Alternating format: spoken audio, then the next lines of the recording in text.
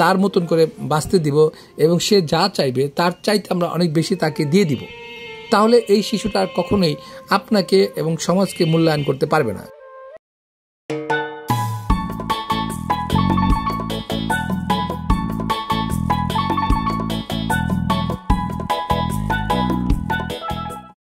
Hello guys, কেমন আছেন আপনারা? আমরা কাশফুলে আবার একটি নতুন কন্টেন্ট নিয়ে আসলাম। শিক্ষণীয় পোস্টটা আসলে আমাদের সমাজের জন্য খুব প্রয়োজন, এই কারণে যে আসলে আমরা যাদেরকে হতদরিদ্র ভাবি এবং তাদেরকে আমরা উপেক্ষা করি, তাড়িয়ে দিই, দূর দূর করে বাসা থেকে বের করে দিই, আমরা জানি না যে সেই শিশুটির ভিতরে এমন একটি কিছু প্রতিভা থাকতে পারে যা ভবিষ্যতে আমাদের দেশে এবং দশে কাজে লাগতে পারে।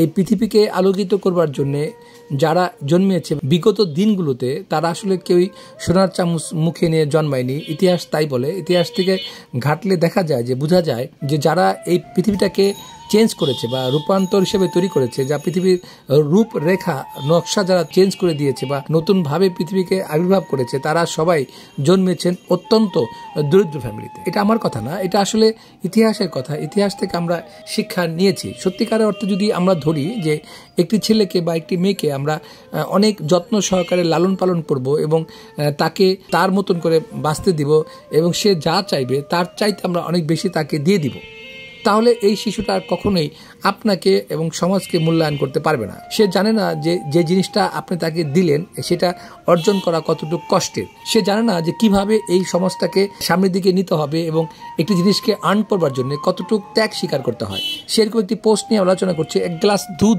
আসলে এর দাম কত টাকা হতে পারে। সত্যিকার অর্থে আমরা যদি ধরি যে এক গ্লাস দুধ কত হবে, 10 টাকা, 20 টাকা, 50 টাকা, 100 টাকা, 200 টাকা, 500 টাকা না, এক গ্লাস দুধ একটি মানুষের জীবনকে চেঞ্জ করে দিয়েছে, একটি মানুষের রূপরেখাকে চেঞ্জ করে দিয়েছে।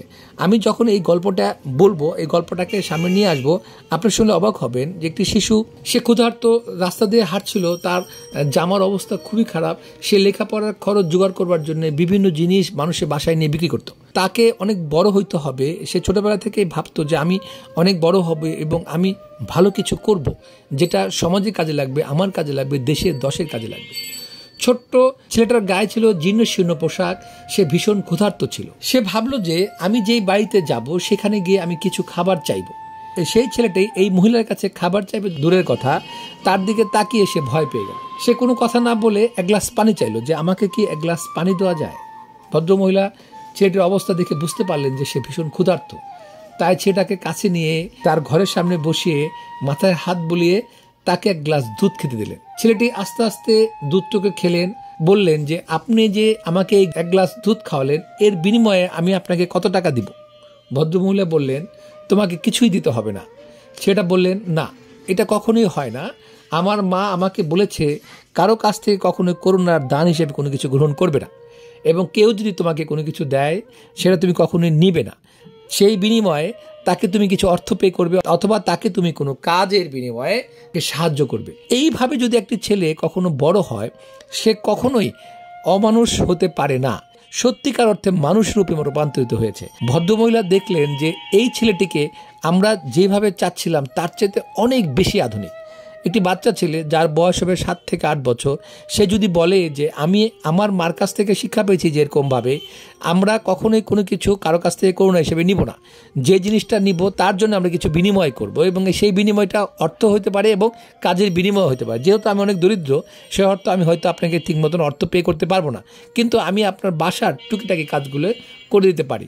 সেই মহিলাটি বলল যে না, তোমাকে কাজও করতে হবে না এবং তোমাকে অর্থ পে করতে হবে না, আমি যে তোমাকে দুধটা খেতে দিলাম এর বিনিময়ে তুমি আমাকে দোয়া করো, এবং তোমার যখনই কোনো কিছু দরকার হয় আমাকে এসে বলতে পারো। ছেলেটির নাম ছিল স্যাম কেইলি। স্যাম যখন দুধ খেয়ে ওই বাড়ি থেকে বের হয়ে এলো, তখন তার শরীরে একটু শক্তির সঞ্চয় হলো।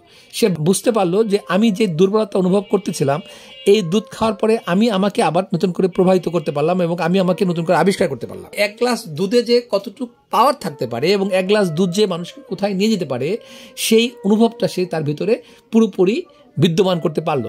স্যামের বিধাতার উপরে ছিল অগাধ বিশ্বাস, তাছাড়া সে কোনো কিছুই কখনো ভুলতো না। এটা একটা বিরাট বড় গুণ। তাকে যদি কেউ কখনো উপকার করেছে, উপকারের বিনিময়ে তাকে সে কোনো না কোনো দিন রিটার্ন করেছে।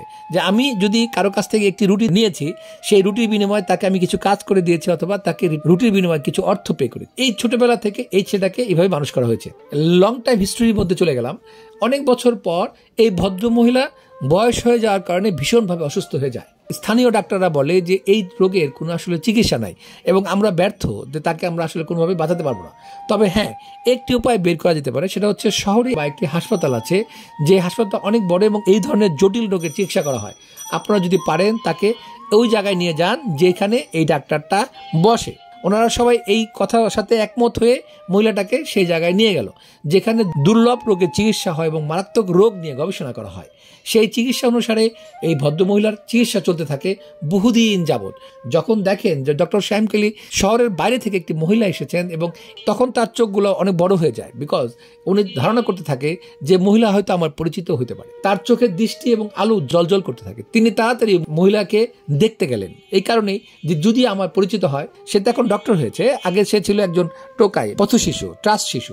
শিশুটা এখন বর্তমানে ডাক্তারের রূপ নিয়েছে। ভদ্রমহিলাকে দেখে সে চিনতে পারে যে এই ভদ্র মহিলাই আমাকে একসময় উপকার করেছিলেন, এবং মনে মনে সিদ্ধান্ত নেয় যেভাবে হোক এই মহিলাকে আমি বাঁচাবই, এবং ওই দিন থেকে ওই রোগের আলাদাভাবে যত্ন নেওয়া শুরু করে। অনেক চেষ্টার পরে ভদ্রমহিলাকে বাঁচানো সম্ভব হয়।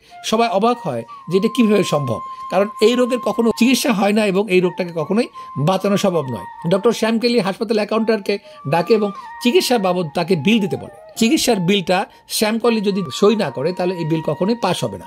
ভদ্রমহিলা অবাক হয় যে আমি কোনোভাবে এই বিল পে করতে পারবো না, কারণ আমি যতদিন ধরে এই হাসপাতালে আছি, যেভাবে আমাকে চিকিৎসা করা হয়েছে, সেই ট্রিটমেন্টের টাকা আমি কোনোভাবে পেমেন্ট করতে পারবো না। সে ভীষণ চিন্তিত হয়ে যায়, বিল নিয়ে প্রচন্ডভাবে ভয় পেয়ে যায়। ডক্টর শ্যাম কেলি হাসে এবং বলে যে আপনি নিশ্চিত থাকেন যে আমরা এই বিল নিয়ে আলোচনা করব। সে একটু আশ্বস্ত হয়। অবশেষে বিলটা নেয় এবং ডক্টর কেলি বিলের নিচে সই করে। আপনার চিকিৎসার বাবদ এই বিলে পেমেন্ট করা হইলো 1 গ্লাস দুধ। এই বিলের নিচে তার নাম সই করা হয়। ভদ্রমহিলা ভয়ে ভয়ে তার এই বিলটাকে খুলে 1 গ্লাস দুধ যে শিশুটাকে আমি দিয়েছিলাম পান করবার জন্য, সেই শিশুটাই আজকে এই ডক্টর শ্যাম কেলি। বিধাতার কি নিয়ম, মোরালিটি হচ্ছে এরকম, আপনি যদি কোনো মানুষকে সাহায্য করেন, সেই মানুষের সাহায্য কোনো না কোনোভাবে আপনার কাছে ফেরত আসবেই। এটি গ্যারান্টি। আমরা যখনই যাকে উপকার করেছি বা উপকার করতে চাই, মন থেকে করা উচিত। এই কারণেই যে আমরা কোনো না কোনো দিন এই উপকারে একটা প্রতিদান পেতেই পারি এবং আসতেই পারে। সত্য কথা, আমরা আসবো, আমরা পাবোই, আমরা কোনো না কোনোভাবে এর প্রতিদান পেয়েই যাব। এই ছোট ছোট ট্রিটমেন্টগুলোর মাধ্যমে সমাজের যে বর্তমান ভঙ্গুর অবস্থা তাকে পরিবর্তন করবার জন্য। আমরা সবাই খারাপ না, কিছু হয়তো খারাপ থাকতে পারে, কিন্তু সবাই না। সবাই যদি খারাপ হয় তাহলে পৃথিবী টিকবে না, এই সমাজ টিকবে না, এই দেশ টিকবে না, এই জাতি একসময় ধ্বংস হয়ে যাবে। আমরা আপনাদের কাছ থেকে এই কন্টেন্টগুলোর বিনিময়ে জানতে চাই যে আপনারা আমাদের সাথে একমত কিনা। আপনারা ভালো থাকবেন, আমাদের সাথে থাকবেন, আমাদের চ্যানেলের সাথে থাকবেন। চ্যানেলটা যদি ভালো লাগে অবশ্যই লাইক, শেয়ার, কমেন্ট তো করবেনই। আর যদি কোনো কারণে আমাদের কোনো ধরনের উপদেশ দিতে হয় বা দেওয়ার মনে চায়, তাহলে অবশ্যই কমেন্ট বক্সে আমাদেরকে উপদেশ দিবেন। আর আমরা চাইবো আপনারা সবসময় আমাদের সাথে থাকেন। আরেকটি ছোট্ট কথা বলে আপনাদের সাথে থেকে বিদায় নিব। এই কারণেই যখনই আমরা ছোট ছোট কোনো পোস্ট বা আমরা ছোট ছোট কোনো উপদেশমূলক আচরণ বা কন্টেন্টগুলো দেওয়ার চেষ্টা করেছি, আমাদেরকে যারা সাহায্য করেছেন বা দেখেছেন বা রিভিউ দিয়েছেন বা ফোনে বলেন যে হ্যাঁ অনেক সুন্দর হয়েছে, কন্টেন্টটি অনেক ভালো লাগছে, রূপান্তরিত হয়েছে, মোটিভেশন হয়েছে, আমরা সমাজের যে ছোট ছোট প্রবলেমগুলো আছে তাদেরকে সলভ করার চেষ্টা করছি, আমাদের অনেক ভালো লাগে। এই কারণেই যে আসলে যদি কোনো কারণে একটি লোক যদি এই মাধ্যমে উপকৃত হয় তাহলে আমাদের অনেক ভালো লাগবে। আপনাদের কাছ থেকে এই জিনিসটা আশা করব যে যেখানে যখন যাকে পাবেন কিছু না কিছু কোনো না কোনোভাবে তাকে সাহায্য করবেন। হোক সেটা টাকা দিয়ে, হোক সেটা ভালোবাসা দিয়ে, হোক সেটা একটি বই, পেন্সিল, খাতা, কলম দিয়ে। যদি আমরা এই কাজটা করতে পারি তাহলে অবশ্যই সমাজ একসময় না একসময় পরিবর্তন হবেই। এটি আমার বিশ্বাস, এটা আমার ধারণা, এটি আমার বদ্ধ মূল পরিকল্পনা থেকে বলছি। ধন্যবাদ। আমাদের সাথে থাকবেন, আমাদের চ্যানেলের সাথে থাকবেন। একসাথে থাকবো, একসাথে পথ চলবো, একসাথে আমরা অনেক দূর যাবো। এই কামনা নিয়ে আজকে বিদায় নিচ্ছি। ধন্যবাদ।